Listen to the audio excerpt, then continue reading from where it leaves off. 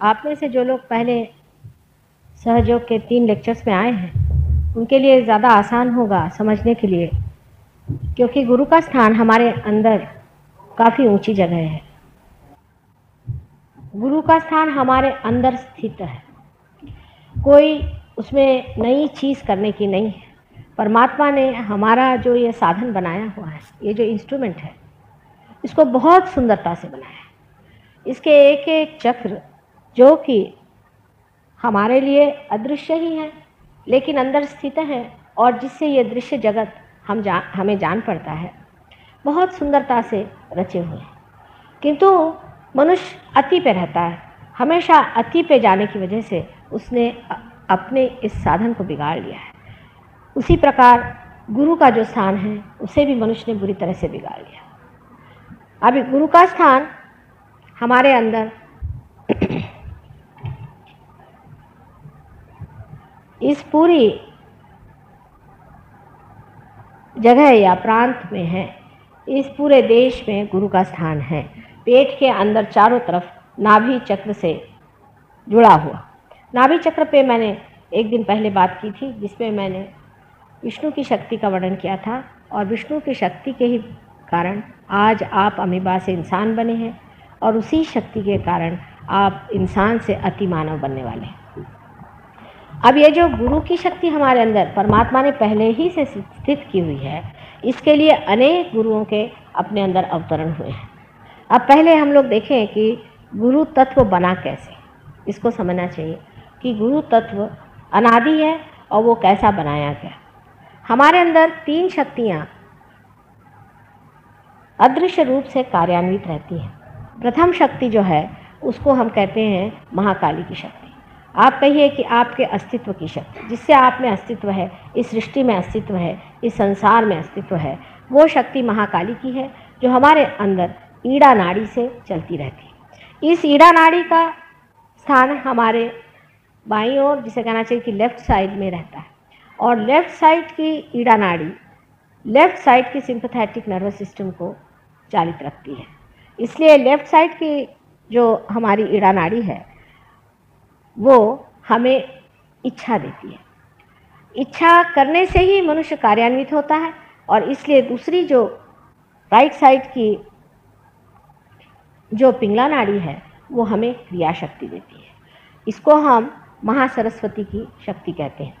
तो हमारे पास एक तो महाकाली की शक्ति है और दूसरी हमारे पास महासरस्वती की शक्ति है। क्योंकि हम इनके नाम अंग्रेजी में नहीं कह सकते, इसलिए बहुत से लोग सोचते हैं ये बड़ा अनसाइंटिफिक मामला है, लेकिन इससे बड़ा साइंस और कोई नहीं हो सकता। क्योंकि जो चीज़ आपने देखी नहीं, जो आपके लिए अलग है, जो परोक्ष में है, जिसे आपने जाना नहीं, जो ऊपर में है उसे आपने देखा, लेकिन अगर पीछे की इसकी शक्ति ही को आपने नहीं जाना है तो उसके बारे में बात करने से भी आप विश्वास नहीं कर सकते। लेकिन सहयोग में जब कुंडलिनी जागरूक हो जाती है और जब कुंडलिनी ऊपर की ओर उठने लग जाती है, तब आप देख सकते हैं कि ये दोनों नाड़ियों के असंतुलन आदि अनेक दोषों के कारण कुंडलिनी किस तरह से रुक जाती है, फिर किस तरह से उसे संतुलन देना पड़ता है। ये दोनों शक्तियाँ एक और तीसरी शक्तियों से प्लावित हैं, जो कि महत्वपूर्ण है और जो ही हमारी कमाई है। आज हमारी मानव चेतना जिस स्तर पे पहुंची है, ये हमारी तीसरी शक्ति की द्योतक है। ये महालक्ष्मी की शक्ति है। इस शक्ति से हम आज अमीबा से इंसान बने। अगर मनुष्य अमीबा रह जाता तो क्या हर्ज था? कौन सी ऐसी आफत आई हुई थी कि इतनी योनियों में से गुजार के आज मनुष्य का सुंदर स्वरूप परमात्मा ने निर्माण किया? क्या कभी आप सोचते हैं कि क्यों परमात्मा ने हमें मनुष्य बनाया? क्या विशेषता हमारे अंदर है जिसकी कि हमें अभी तक गंध भी नहीं और हम जानते भी नहीं हैं, उसकी हमें खबर भी नहीं है कि हम किस लिए संसार में आए हैं। ये साधन जो विशेष तरह का एक मानव बनाया गया, ये किस लिए बनाया गया? इस मानव को पहले समझ लेना चाहिए कि ये महालक्ष्मी शक्ति से हमारे अंदर आज इस स्थिति में पहुंचा है जहां मानव चेतना पहुंची गई। विस्तार पूर्वक मैंने एक दिन पहले दादर में सब कुछ बताया था, इसलिए इन तीनों शक्तियों के बारे में मैं अधिक चर्चा नहीं करूंगी। लेकिन ये तीनों शक्तियां हमारे अंदर हैं, और इन तीनों शक्तियों का समन्वय जहाँ होता है, ये तीनों शक्तियाँ जब एकत्रित हो जाती हैं और इन तीनों शक्तियों का जब बिल्कुल बाल्य स्वरूप पैदा हो जाता है कि जो किसी भी चीज़ से खराब नहीं हो सकता, जिसके अंदर किसी भी तरह की त्रुटियां नहीं आ सकती, जिसके अंदर किसी तरह का अहंकार नहीं आ सकता, जो बिल्कुल हमेशा नवीन रहता है, ये तत्व गुरु तत्व है। बालक के अंदर अहंकार नहीं होता, बालक के अंदर किसी चीज़ से लगाव नहीं होता है, वो पूरी तरह से निर्लिप्त रहता है। आप देखिए छोटे बच्चे खेलते हैं, खूब नाटक बनाते हैं, क्या क्या चीज़ें बनाते हैं, उसके बाद उसको लात मार के चले जाते हैं, या ज़्यादा देर थोड़ी देर खेले कूदे, उसके बाद कुछ नाटक किया, उसके बाद सब खत्म हो गया। उनके लिए सभी कुछ नाटक रहता है और वो त्रस्त की जैसे बातें करते हैं। जैसे किसी छोटे बच्चे से कहो कि अच्छा बेटे अब तुम घर जाओ, तो कहेगा कि माँ देखो ये मुन्ना है ना, ये जाएगा नहीं, ये मुन्ना जाएगा नहीं, माने वो कोई और है और ये मुन्ना कोई और है, हमेशा त्रस्त जैसी बात करते हैं। लेकिन जब मनुष्य बड़ा हो जाता है, धीरे धीरे उसके अंदर दो ग्रंथियाँ या दो विशेष तरह की संस्थाएं तैयार होती हैं, जिसको कि हम अंग्रेजी में ईगो और सुपर ईगो कहते हैं।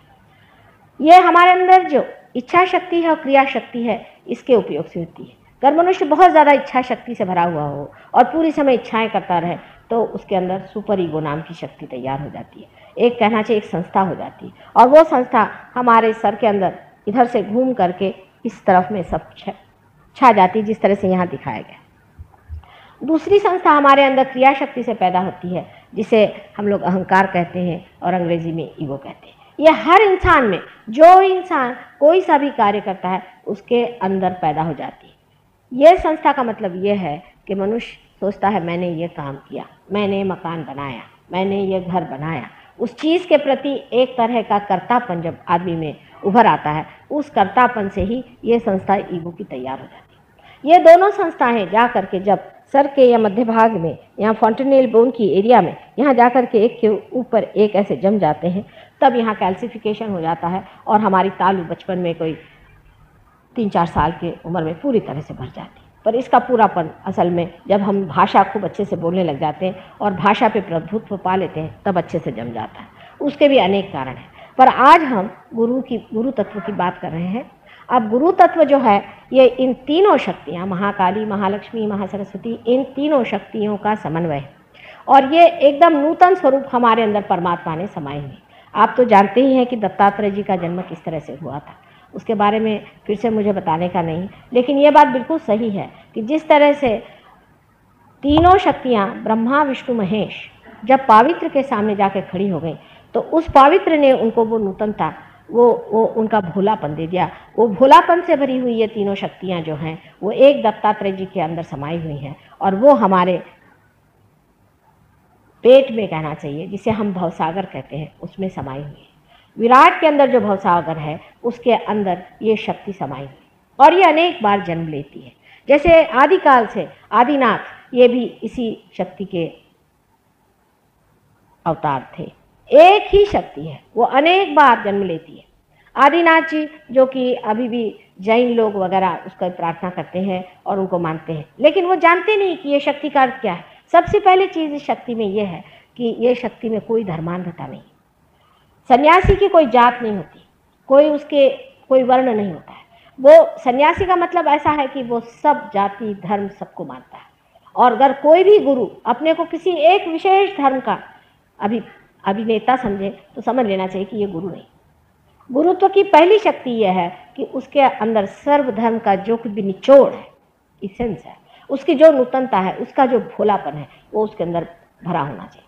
कोई भी मनुष्य अपने को किसी धर्म गुरु के नाम से सामने आता है, तो समझ लेना चाहिए कि ये एक झूठा आदमी है, और इसके पीछे का जो धर्म है वो भी महाझूठा है। इसका आपको उदाहरण हम बता सकते हैं सहयोग में, बहुत आसानी से आप समझ सकते हैं। एक महाशय हैं, हमसे मिलने आए थे। जब हम लंदन में थे तो कहने लगे कि माँ मेरे पेट का कैंसर है, मुझे ठीक कर दिया। वो स्वयं मुसलमान है, ईरान के रहने वाले डॉक्टर। मैंने उनसे पूछा कि तुम्हारा किस पर विश्वास है, तो कहने मोहम्मद साहब पे। मैंने कहा कि क्या सिर्फ मोहम्मद साहब पे? कहने हाँ। और किसी पे नहीं? कहने किसी और पे नहीं मेरा। तो मैंने कहा मैं तुम्हारे पेट का कैंसर नहीं ठीक कर सकता, मुझे माफ़ करो, क्योंकि पेट का कैंसर इस तरह के धर्मांधता से होता है कि एक मोहम्मद साहब मात्र हैं। मोहम्मद साहब हैं, ये भी दत्तात्रेय के ही अवतरण है पूर्णतया, और कुछ नहीं। मतलब ये कि वो स्वयं साक्षात दत्तात्रेय, इसमें कोई शंका की बात नहीं। लेकिन वही एक अवतरण नहीं है, इसलिए मोहम्मद साहब ही उनके पेट में जाकर गुस्से हो। समझ लीजिए आप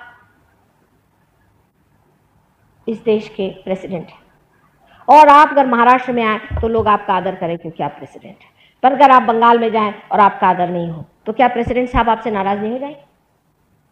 उसी प्रकार ये एक ही शक्ति अनेक बार जन्म में आती है, और जब ये अनेक बार जन्म में आती है, हालांकि उसके नाम अलग होते हैं, उसकी जगह अलग होती है, जिस तरह की ज़रूरत होती है उसी प्रकार ये शक्ति संसार में जन्म लेती है। लेकिन इसका कभी भी अर्थ ये नहीं करना चाहिए कि वो एक शक्ति आई उसके बाद कोई शक्ति नहीं आएगी।